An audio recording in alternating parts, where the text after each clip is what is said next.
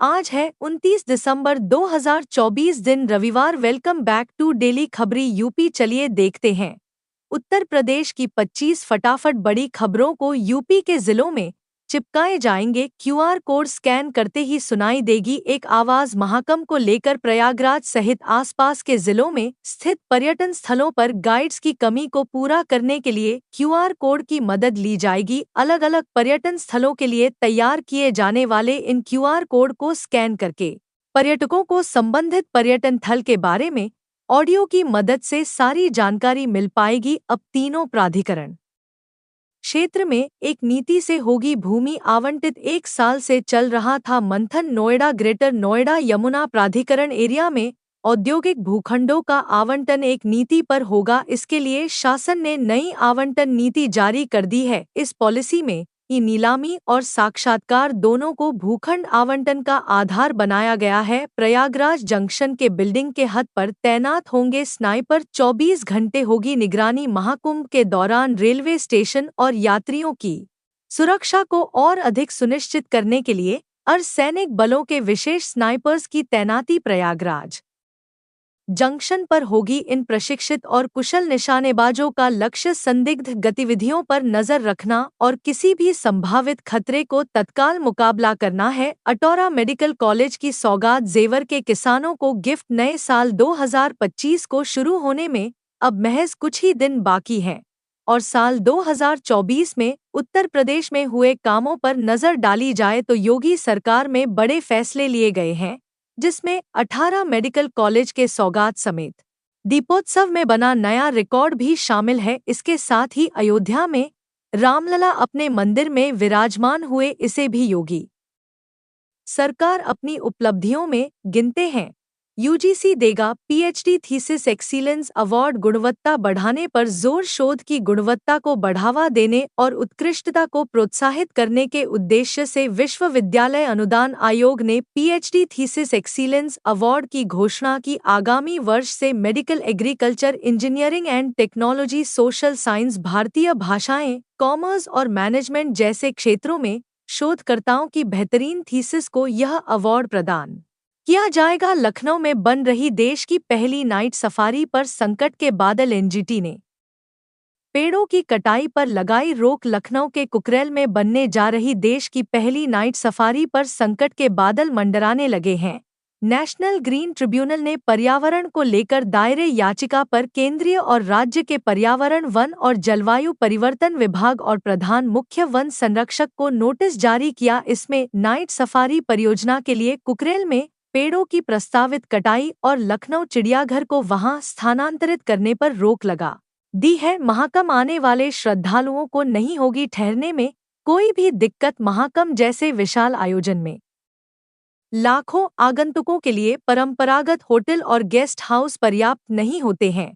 ऐसे में पर्यटकों को किफ़ायती और आरामदायक आवास के लिए होमस्टे एक अच्छा विकल्प हो सकता है। इससे उनको महाकुंभ भ्रमण के साथ स्थानीय संस्कृति, खानपान और जीवन शैली का अनुभव करने का अवसर मिलता है। होमस्टे योजना से पर्यटन को बढ़ावा देने के लिए प्रयागराज विकास प्राधिकरण और होमस्टे की सुविधा प्रदाता गांव देखो टीम के बीच एक समझौता ज्ञापन पर हस्ताक्षर किया गया है। बरेली में लाइट मेट्रो के कार्य ने पकड़ी रफ्तार। 22 किलोमीटर लंबा होगा कॉरिडोर।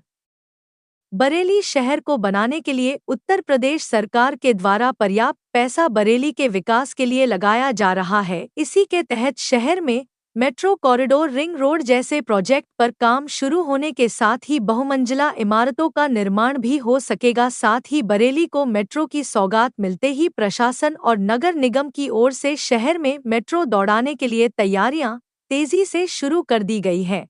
प्रयागराज के आज समान में उड़ेंगे 2000 ड्रोन। पहली बार महाकुंभ में लेजर शो। महाकुंभ 2025 को लेकर प्रयागराज में जोरशोर से तैयारियां चल रही हैं। विश्व के सबसे बड़े सांस्कृतिक आयोजन में आने वाले श्रद्धालु और पर्यटकों को इस बार कई नए और अनोखे अनुभव प्राप्त होंगे। दरअसल यूपी का पर्यटन विभाग महाकुंभ में पहली बार ड्रोन शो आयोजित करेगा, जिसमें महाकुंभ और प्रयागराज की पौराणिक कथा का प्रदर्शन होगा। अखिलेश यादव बोले, भाजपा अपनी सोच का अनुचित उदाहरण प्रस्तुत न करे।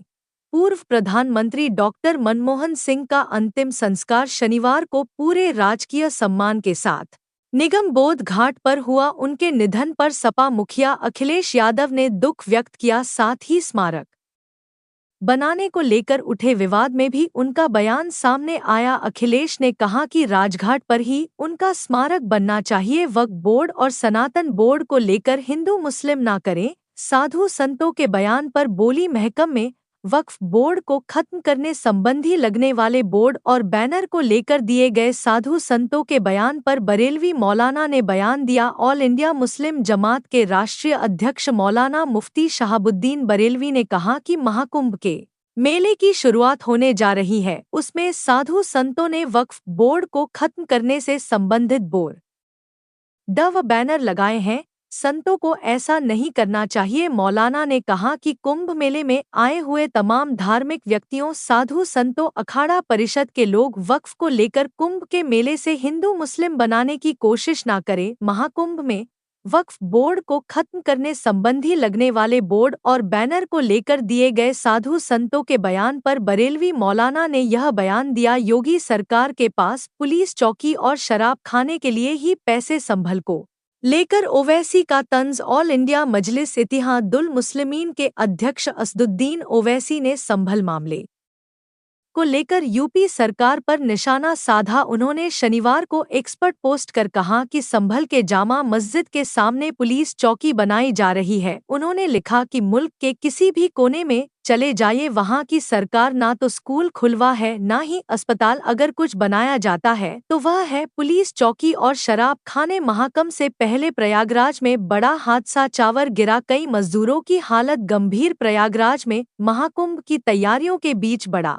हादसा हुआ। सराई इनायत के जगबंधन गांव में हाई टेंशन तार खींचने के दौरान ब्रिज टावर अचानक गिर गया। इस हादसे में एक मजदूर का पैर कटकर अलग हो गया, जबकि 2 मजदूर टावर के नीचे दब गए। हादसे में कुल 8 मजदूर घायल हुए। आनंद फानन में सभी एसआरएन ले जाया गया। 9 साल पर अयोध्या में टूट सकता है रिकॉर्ड। रामनगरी के सभी होटल फुल। 9 साल पर अयोध्या पहुंचने को लेकर श्रद्धालुओं का रिकॉर्ड टूट सकता है। अभी से अयोध्या के लगभग सभी होटल्स की बुकिंग फुल हो चुकी है। ऐसे में माना जा रहा है कि अयोध्या में श्रद्धालुओं की संख्या आम दिनों की अपेक्षा ज्यादा होगी। श्रद्धालुओं की संख्या को देखते हुए राम जन्मभूमि तीर्थ क्षेत्र ट्रस्ट ने राम मंदिर के दर्शन का समय बढ़ा दिया। साथ ही अपेक्षित भीड़ को प्रबंधित करने के लिए व्यापक व्यवस्था लागू की गई। हरिद्वार में रथ रूट की संगीत जिला प्रशासन के द्वारा जारी आदेश में कहा गया कि गाजियाबाद के सभी स्कूल, चाहे वह यूपी बोर्ड, सीबीएसई, आईसीएसई या किसी अन्य बोर्ड से संबंध हो, कक्षा 1 से 8 तक 30 दिसंबर तक पूरी तरह से बंद रहेंगे। वहीं कक्षा 9 और उससे ऊपर की कक्षाओं के लिए स्कूल सुबह 9 बजे के बाद शुरू होंगे। यह निर्देश छात्रों को प्रतिकूल मौसम से बचाने और उनकी भलाई सुनिश्चित करने के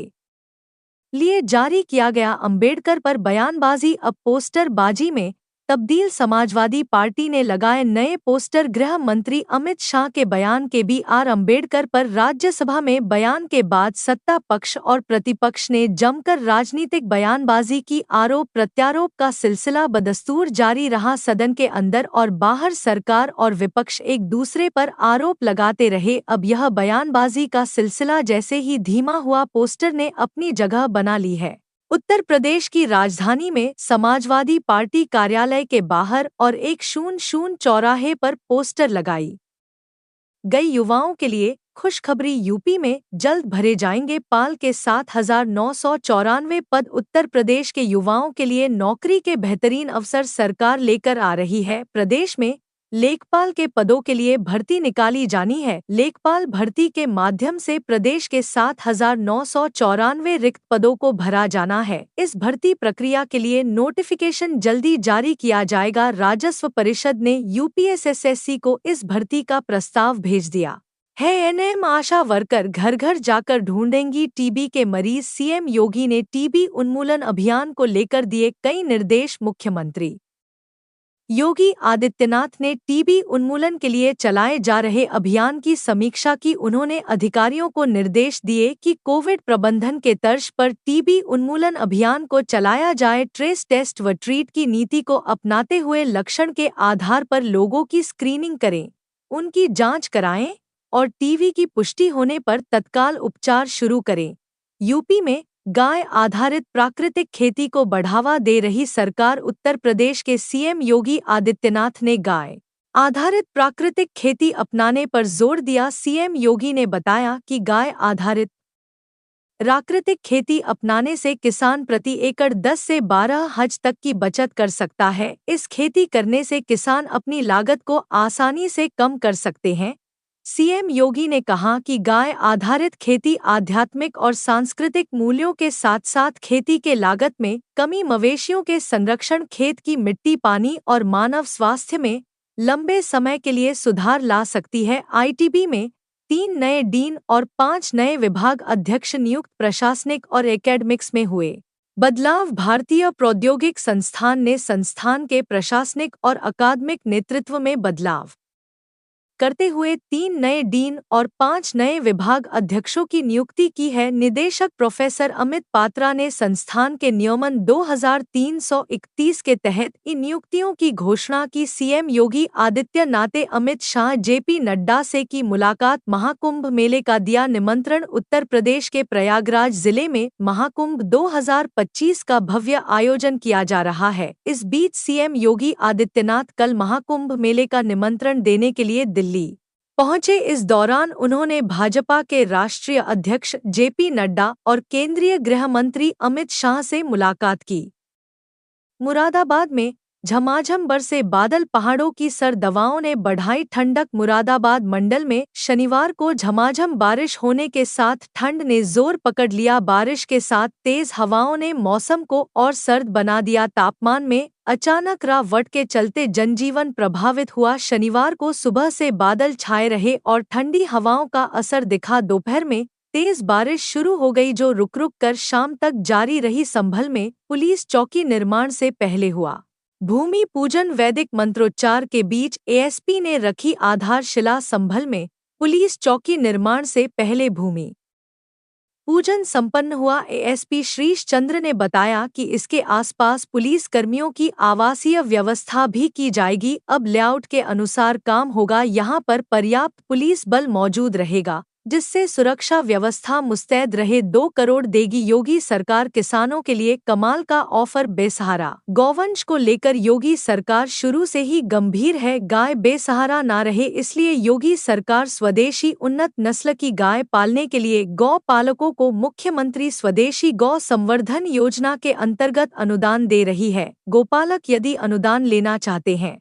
तो वह पशुपालन विभाग के ऑफिस से संपर्क कर सकते हैं। योगी सरकार गायों की एक डेयरी खोलने पर 50% अनुदान दे रही है। तो यह थी आज की 25 फटाफट बड़ी खबरें। अगर आपको न्यूज़ पसंद आई हो तो वीडियो को लाइक और शेयर जरूर करें। धन्यवाद।